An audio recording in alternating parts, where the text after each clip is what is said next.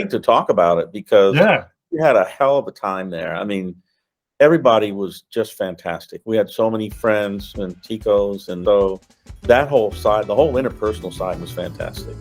All the hiking in the rainforest was wonderful. Soaking in the hot springs afterwards. So there were a lot of benefits.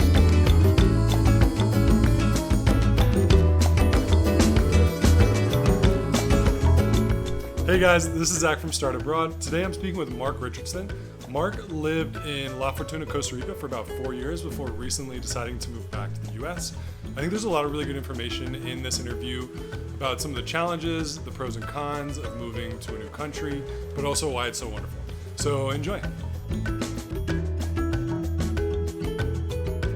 My name is Mark Richardson. I'm a retired geoscientist and oceanographer, and currently living just north of Houston in Texas. I went to University of Rhode Island, Graduate School of Oceanography, before moving down to Houston for my whole career, 30 plus years in the oil and gas industry. When I retired 4 years ago, we moved to Costa Rica. Obviously, it wasn't 5 days in the making. It was years in the making.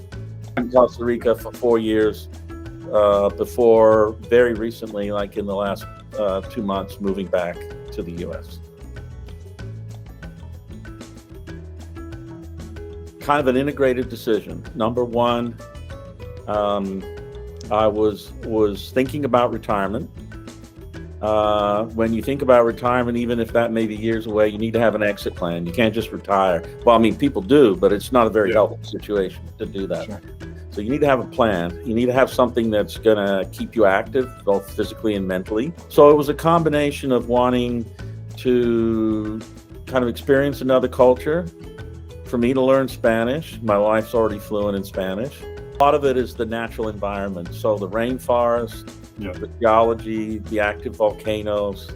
One of the goals I set myself on retirement was to learn to become a volcanologist. So I spent a lot of time not just learning, but I could go out and visit volcanoes and walk on them and get to understand them. And by the time I left, I was teaching master classes on the volcano and the regional geology to the local field guides. So the longer term goal for us, we said we would give ourselves 5 years, because a lot of times you can have some negative reactions and it can be overwhelming in the first year or two.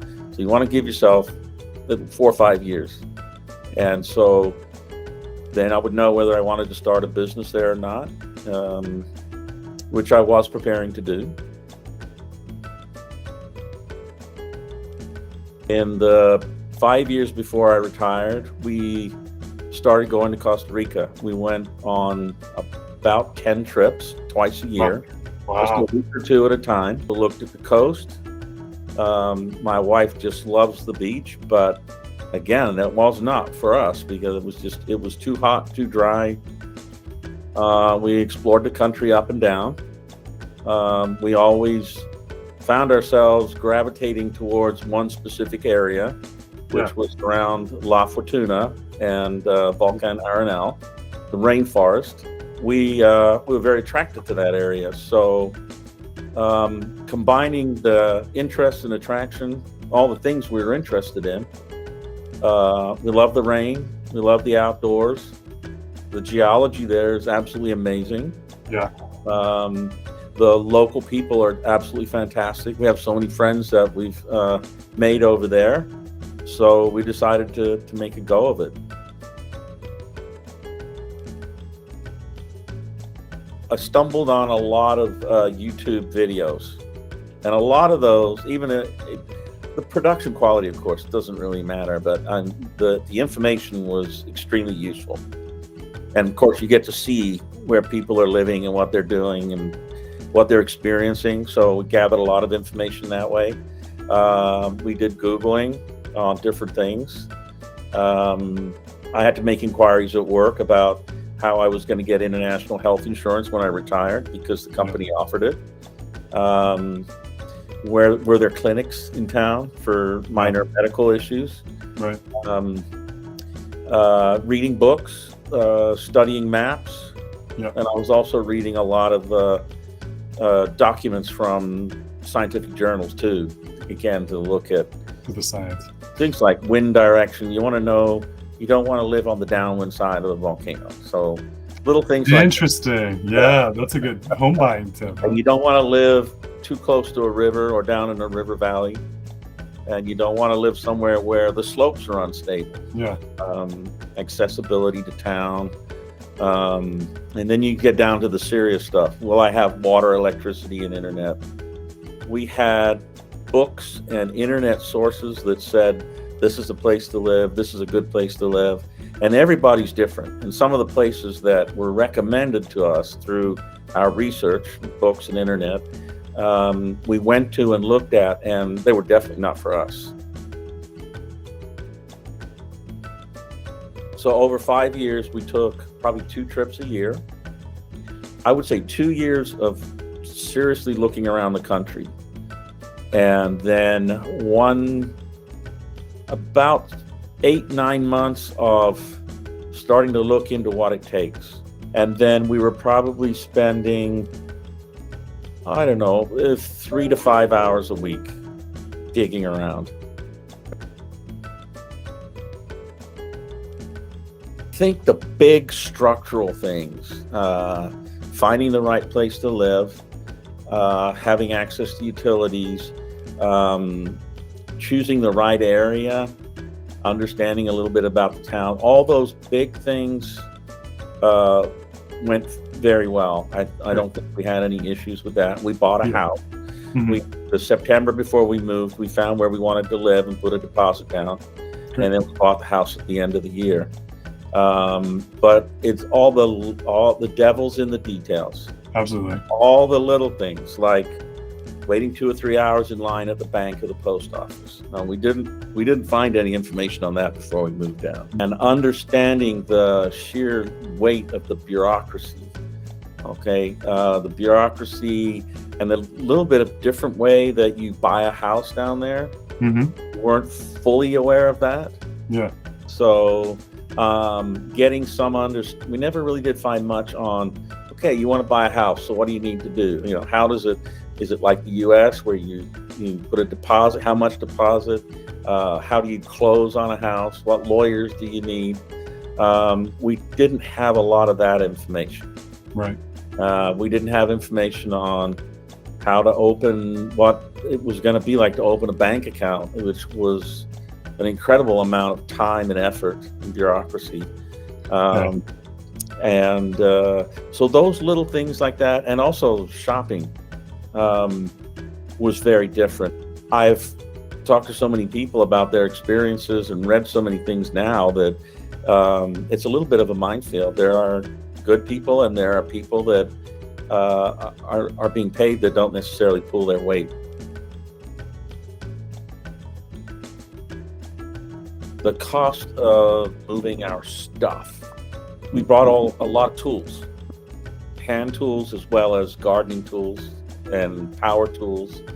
The house was unfurnished, so we brought furniture with us, and we had already researched all about furniture and make sure it's all held together with nails and screws and not glue and not particle board and all that. So getting a shipping container even 4 years ago was rather expensive, and we had just a little bit more than a 20-foot container. So we went with a 40-foot container just in case everything wouldn't fit. I mean, our mountain bikes, I had a rock and mineral collection and a few other things, but mattresses, and that, I think it was like $12,000. I won't say it was a surprise. It was a little disconcerting. We didn't realize we were going to be so far from the nearest hospital. And the nearest hospital to La Fortuna is in Quesada. Yep. And on a good day, when it's not raining, and there's not a lot of pineapple or cattle trucks on the road, it's 50 minutes to an hour. If you have a serious emergency, your golden hour is gone. Yeah. And that's if you can find an ambulance. So as we got older, that became more and more of a concern. And that was probably the biggest one, I think, to us that wasn't really important at the time, but became more important when we started experiencing health issues. So it would have been helpful to talk to a specialist who had a lot of experience, who might have said things like, well, do you know where the nearest hospital is? Do you know how to plug into the local medical community? Right. And have you thought about how you're going to open a bank account? All those things that we did run into. And some of the details, like when you own property, anywhere you go for any kind of transaction, like opening a bank account, getting a refund on your car insurance or whatever it is, you have to have a fresh document every 3 months that says your corporation and your property are in good standing. You don't owe any taxes. You've got no liens or anything else. And we didn't understand that either. So a lot of times we'd be all pumped up, ready to go take care of a big bureaucratic thing, only to find that we should have had another document. And nobody said it. So again, a relocation specialist would at least document that, I think, and that would be part of the sharing that they would do. If you do have health issues, you want to be sure that you have access to the right medical support. Obviously, there are like 4 or 5 clinics now in Costa Rica. There's some very good medical staff, and if you become a resident, you also have access to the nationalized medical system. So I would have done a lot more research on medical, even though at the time I didn't have any medical issues. That would have been one. Research, if you need to open a bank account, you need to do some research on that. What you can and can't do. And if you get a chance to learn Spanish or start learning Spanish before you come, that will help ease the way on a lot of these bigger issues. I had to learn patience when I got there.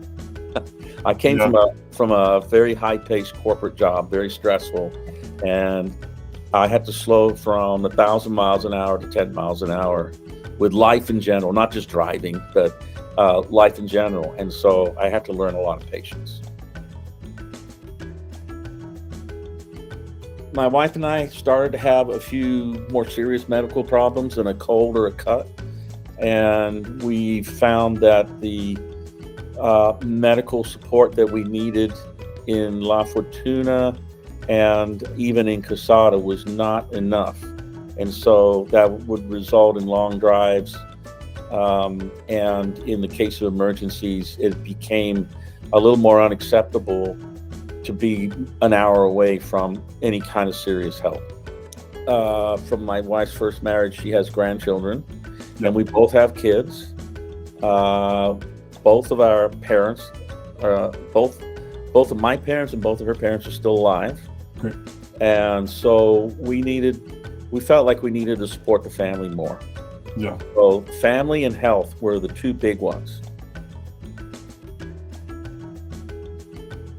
I remember the first day in La Fortuna going to the post office and seeing, I think, about 5-6 people in front of me, and I needed one of those documents that said my corporation was in good standing, so I could do banking or get the electricity hooked up or something. And I noticed that there wasn't a lot of customer focus, and it was taking a long time. This man in his 70s or 80s came in. He was a gringo, stood behind me, and he could see I was a little fidgety because I was still in hyper mode. And he says, well, you're new here. Are you a tourist? Or I said, no, we just moved here. He goes, okay. I said, seems to take a long time. And he said, what you got to do is count the number of people in front of you in line, multiply it by 15 to 20 minutes. And that's how long you're going to be waiting here. Yeah. That was my first lesson, and it worked after that. I knew that immediately by looking at the line whether I wanted to wait in it or not. Hey guys, thanks so much for joining Mark and I during our conversation about his move to Costa Rica and subsequent move back to the US. Remember, Start Abroad is here to help you with any aspect of your relocation abroad, whether it's discovery and planning, down through getting you settled into your new home. Please feel free to reach out to us. You can reach out directly to me at Zach@StartAbroad. That's ZACH, like Zach should be. We'd be really happy to connect with you, and thanks so much.